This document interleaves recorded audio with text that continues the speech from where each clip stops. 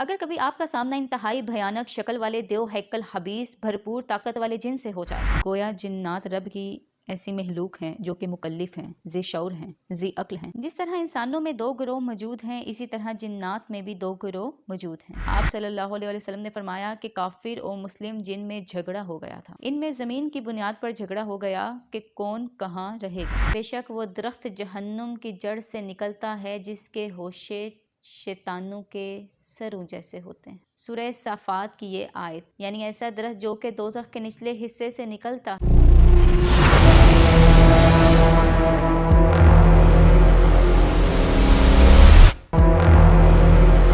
मैंने जिन्नात और इंसानों को महज इसलिए पैदा किया कि वो सिर्फ मेरी इबादत करें। तौहीद के रास्ते पे चलाने और रहनुमाई के लिए अल्लाह ने नबियों और पैगम्बरों को मबूस फरमाया ताकि रब की हुज्जत तमाम हो जाए। तमाम उलमाए कराम का इत्तफाक है कि हजूर सल्लल्लाहु अलैहि वसल्लम की बेइज्जत जिन्नो इंस सब की तरफ हुई। सहीहैन में जाबिर बिन अब्दुल्ला की हदीस है, वो फरमाते हैं हजूर सल्लल्लाहु अलैहि वसल्लम ने फरमाया, मुझको 5 चीजें ऐसी मिली हैं जो किसी नबी को नहीं मिली। इनमें से एक ये भी है कि पहले नबी सिर्फ अपनी कौम की तरफ माबूस किए जाते थे और मैं तमाम लोगों की तरफ माबूस किया गया हूँ। नास का लफ्ज इस हदीस में इस्तेमाल किया गया है। नास के मानी समझदार और साहिब फिक्र हैवान के आते हैं। लफ्ज नास के अमूम में जिन्नात भी शामिल हैं। गोया जिन्नात रब की ऐसी महलूक हैं जो कि मुकल्लिफ हैं, जी शऊर हैं, जी अक्ल हैं। क़यामत वाले दिन इनके अमाल की बाज़ पुर्स की जाएगी और वो रब के रूबरू जवाब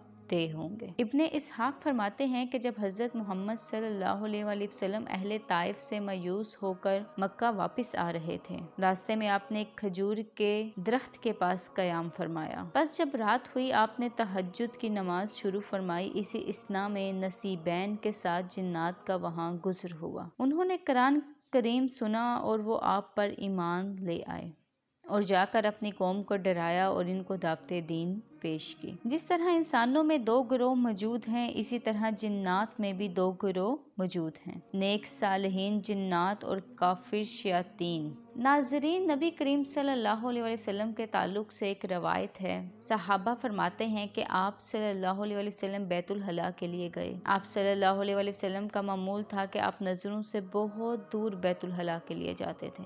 एक मर्तबा आप गए और बहुत शोर पुकार की आवाज़ आई। हम परेशान हो गए कि क्या मामला है। इसके बाद हुजूर सल्लल्लाहु अलैहि वसल्लम तशरीफ़ लाए। हमने अर्ज़ की कि हम बहुत घबरा गए थे, इतनी शोर पुकार की आवाज़ आई। आप सल्लल्लाहु अलैहि वसल्लम ने फरमाया कि काफिर और मुस्लिम जिन में झगड़ा हो गया था। इनमें ज़मीन की बुनियाद पर झगड़ा हो गया कि कौन कहाँ रहेगा। उन्होंने कहा कि आप सल्लल्लाहु अलैहि वसल्लम फैसला कर दीजिए। आपने फरमाया मैंने फैसला कर दिया। सहाबा ने अर्ज़ की कि क्या फैसला किया। आपने फरमाया मोमिन जिन्नों को ऊंचे इलाके दे दिए जबकि काफिर जिन्नों को नीचे इलाके दे दिए, और निचले इलाकों से मुराद गैर आबाद समुद्री टापू। दोनों ने मेरी बात सुन ली, इस पे राजी हुए। तो जिन्नात का आपसे फैसला करने का कहना और आपके फैसले को मान लेना इस बात की तरफ इशारा करता है कि आपकी नबूवत जिन्नात की तरफ भी थी। इस हदीस से जिन्नात के मकानात का भी पता चलता है।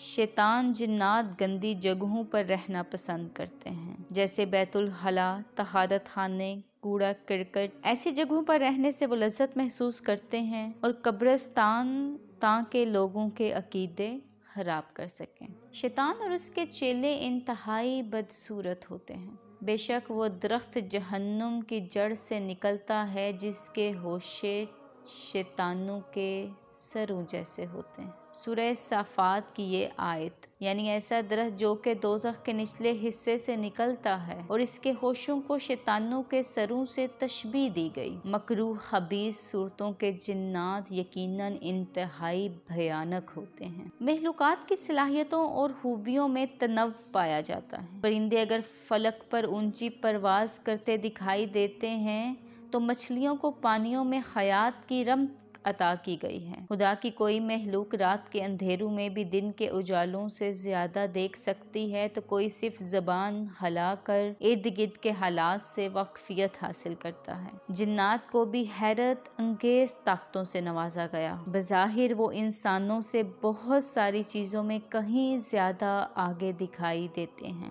قرآن میں حضرت سلیمان علیہ السلام کا پراثر واقعہ موجود ہے، جن کے قبضے میں بہت بڑے مہیب نما سرکش جنات تھے۔ ناظرین، یمن اور فلسطین کے درمیان کا 407.55 میل کا یہ فاصلہ ہوائی جہاز 560 میل فی گھنٹہ کی رفتار سے بھی 2.51 گھنٹوں میں طے کرتا ہے۔ حضرت سلیمان نے جب ملکہ سبا کا تخت لانے کے لیے کہا جو کہ یمن میں موجود تھا، جبکہ حضرت سلیمان علیہ السلام فلسطین میں تھے، قرآن یوں ذکر کرتا ہے: ایک قوی ہیکل جن کہنے لگا کہ آپ اپنی اس مجلس سے اٹھیں، اس سے پہلے ہی میں اسے آپ کے پاس لا دیتا ہوں۔ یقین مانیے کہ میں اس پر قادر ہوں اور ہوں بھی امانت دار، اور یقیناً کسی ملکہ کا تخت حجم اور خوبصورتی میں بھی خوب ہوگا۔ اسی طرح فضائی پرواز شیاطین جنات کی بہت زیادہ ہے۔ ہم اپنی پچھلی ویڈیو میں ان کی آسمانوں تک رسائی کا بیان کر چکے ہیں۔ جنات کی اڑان پہلے آسمان تک تھی، پھر کسی حکمت عملی کی بنا پر ان پر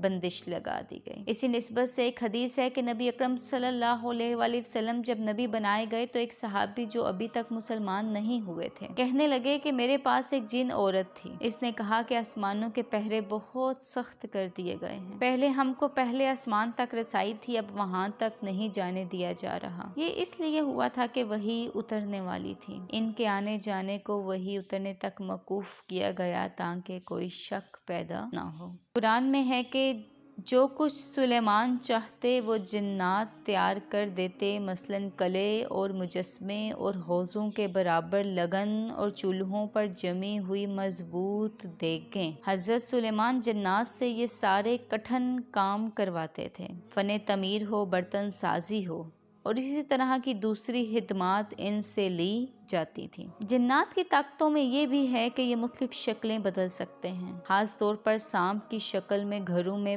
قیام پذیر ہو سکتے ہیں۔ شیطان انسان کے اندر خون کی طرح دوڑتا ہے۔ حدیث ہے کہ اللہ کے رسول صلی اللہ علیہ وآلہ وسلم اعتکاف میں تھے۔ اعتکاف میں آپ کی بیوی کسی شرعی مسئلے میں آپ سے ملنے آئی۔ جب ان کے جانے کا وقت ہوا تو آپ صلی اللہ علیہ وآلہ وسلم انہیں چھوڑنے گلی کے کونے تک گئے تو دو صحابی نے دیکھا کہ اللہ کے رسول ایک عورت کے ساتھ ہیں، وہ پیچھے ہٹ گئے۔ اللہ کے رسول نے فرمایا ادھر آؤ۔ دونوں صحابی آئے، آپ صلی اللہ علیہ وآلہ وسلم نے فرمایا یہ میری بیوی ہے۔ کہنے لگے کہ اللہ کے رسول، کیا ہم آپ پر شک کریں گے؟ آپ صلی اللہ علیہ وآلہ وسلم نے فرمایا شیطان انسان کے اندر خون کی طرح دوڑتا ہے۔ اگر کبھی آپ کا سامنا انتہائی بھیانک شکل والے دیو ہیکل خبیث بھرپور طاقت والے جن سے ہو جائے، آپ کیا کریں گے؟ حواس باختہ ہو جائیں گے، آسان خطا ہو جائیں گے، یا کلیجہ منہ کو آنے لگے گا، یا یوں محسوس ہوگا کہ دل دھڑکنا بند ہو گیا، ٹانگوں میں جان تک نہ رہی؟ تو ناظرین، مسلمان تو سوائے رب ذوالجلال کے کسی سے نہیں ڈرتا۔ ایسی صورت میں ہمیں کیا کرنا چاہیے؟ شریر جنات سے بچاؤ کا کیا طریقہ ہے؟ جنات کی دنیا کے اس سفر میں ہمارے ساتھ بنے رہیے اور لائک اور سبسکرائب کر کے ہماری ہمتوں کو حوصلہ بخشیے۔